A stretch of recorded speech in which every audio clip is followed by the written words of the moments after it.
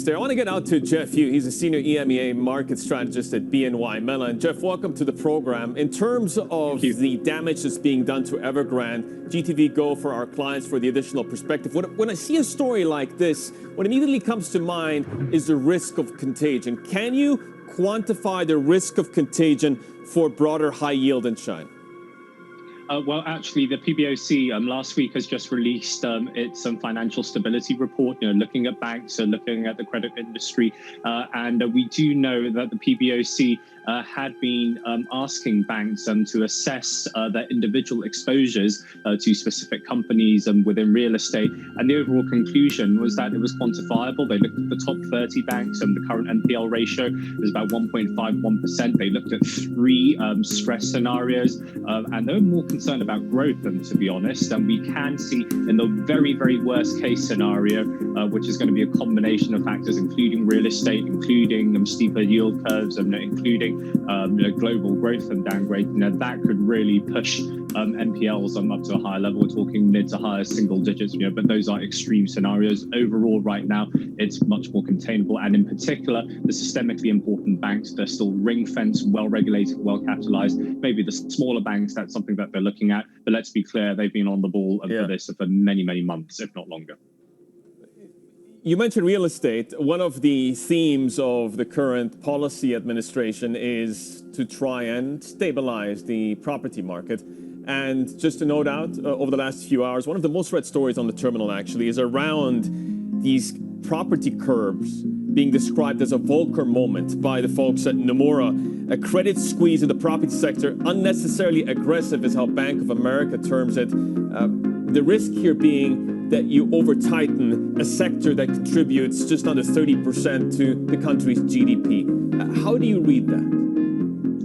From the regulators' point of view, from a political point of view, it's seen as necessary. There have been reports of not just in terms of capping prices, but the rental market as well. We heard Chief Regulator Guo Shuqing and others talking about the financialization of various market segments, such as rental homes, and that was seen as unnecessary. And dovetailing, back to the themes surrounding greater tech regulation, for example, it's all aimed at reducing the burden on households, household spending, on mortgages, on real estate, in addition to after-school tuition and other areas. This is seen as inhibiting Chinese growth over the medium to longer term. So maybe sacrificing a bit of shorter-term growth and sentiment to ensure longer-term stability within their strategic goals. They actually see this as absolutely necessary. And given the burden on Chinese households across the board, we kind of see where they're coming from. It's just managing the process that is really important.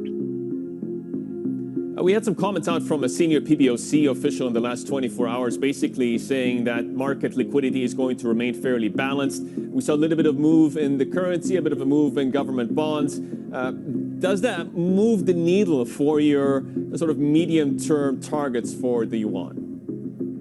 Well, for the renminbi right now, I think that's a confluence of factors as well. If we look at CGB inflows, for example, and equity inflows, China is actually performing decently well right now. But back to the points I made earlier, for emerging market currencies in general, I think there's a China angle, there is a global cyclical angle, but at the same time, what about the Fed, right? So where does Fed tapering go from here? Where do dollar real yields go from here? So the next phase of not just yuan movement, but EM currencies in general, which have been quite well bid since Jackson Hole, a lot will depend on whether the Fed can stick to its current path and whether there's acceleration or any delay. And that's a different story altogether. We're looking at a November taper right now. So heading into that point, we could see some downward pressure on the renminbi and EM currencies in general. But for the time being, it seems to be a pretty robust risk environment. Jeff, hold on to some of your views. We're going to get to those shortly. Jeff Yu stays with the program. In fact, let's get you a bit of a snapshot of what is coming up. Traders return from their